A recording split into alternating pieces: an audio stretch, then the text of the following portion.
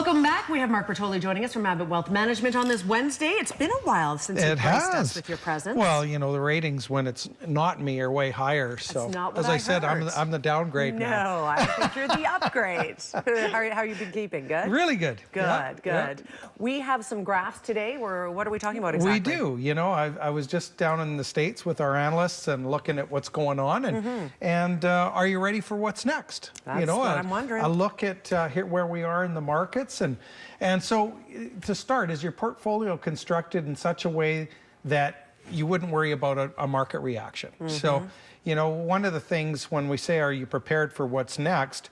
If the markets went down 30%, how would you feel? Good. Things are on sale. Buy more and wait it out for 5 more years. Well, if you own the right things, that's a good attitude. But if you're speculating and you're, you know, there's a lot of stuff with Bitcoin and the cannabis stocks and all that sort of stuff. And if you're speculating and things happen in the market, then how do you feel? So at any point in time, you got to give yourself a little pinch and grab onto reality and say, how am I feeling about the market and what would happen if the markets went down and how would I deal with that? Sure. So we're going to talk about that just a little bit today. Okay, so, let's hit slide number 2. One of the things we most recently looked at was valuations in the market. So in this one, are things expensive?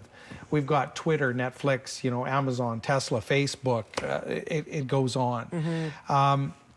They are currently, the markets right now are Canada, US, anywhere from 20 to 25 times their earnings. Some of these companies are trading in excess of 400 times their earnings.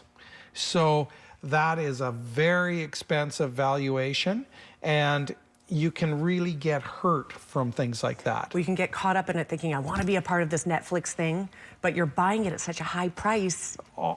And is it a sustainable company, and is it making money? Sure. So those are some of the things when you do the pinch test about if it went down 30%, what's going to bring it back?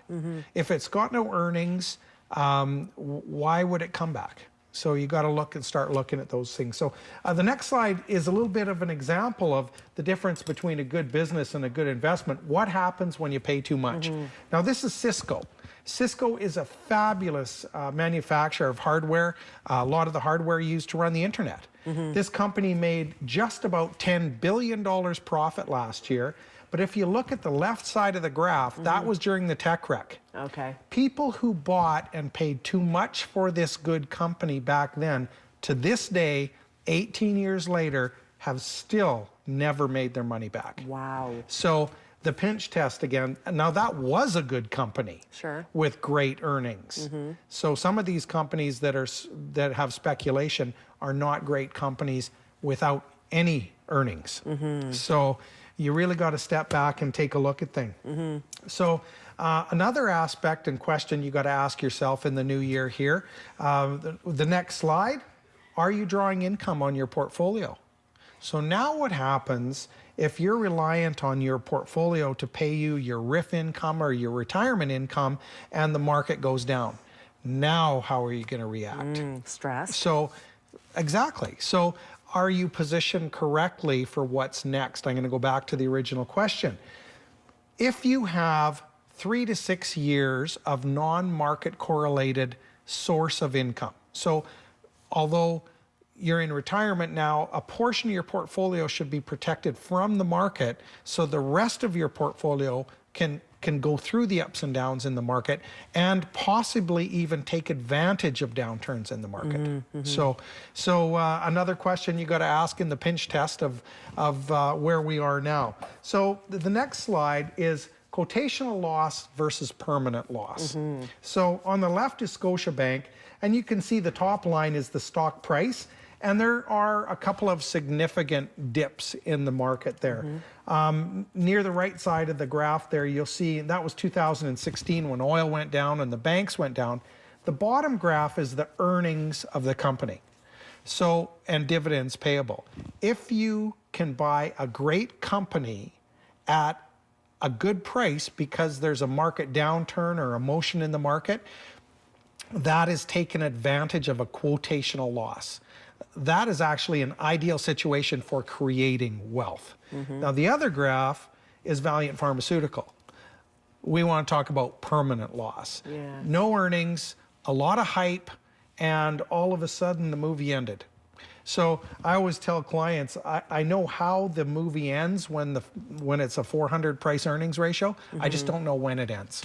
So again, being speculative about things. So I think the last one really tells us something. And if we're doing a pinch test and are we ready, this is the emotional roller coaster. You know, you start out with optimism and you're excited, you're thrilled. And then you get to the top of the market there. And where we are today, we're breaking records in the US market constantly. Canadian hit all-time highs last year. And if you think about it in this scale, that is your point of least opportunity. When you fall and you go through depression and panic and maybe this isn't for me and people sell out at the bottom. When you're in a bad market, or in the case of quotational losses, when you're thinking that way, that is actually the point of the greatest opportunity for future gains. So, you know, part of investing is controlling your emotion. So I guess, are you ready for what's next? There's an underlying message there that says, do you own things of quality where if we do experience market volatility, number one, you're gonna feel okay to continue holding those investments, and number two, do they have a realistic chance of regaining the true value that they are? So tell me this, of the clients that you have, Mark, I mean, how many are checking in with you with that emotional roller coaster? I personally don't feel the roller coaster. That's why we have you. I'll let you go on the roller coaster. Right.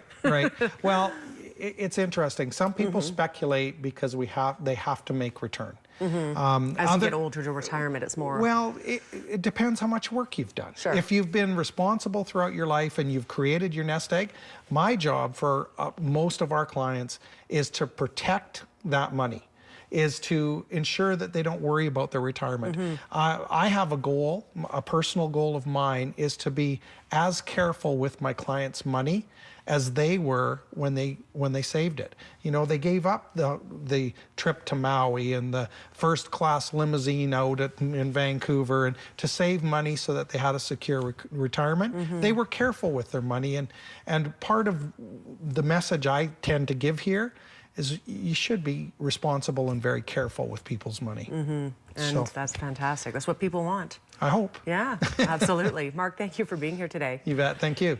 You're very welcome. Any questions for Mark or the team at Abbott Wealth Management? All the information on the screen, including the phone number 250-372-3736. Back after a quick break. Stay with us.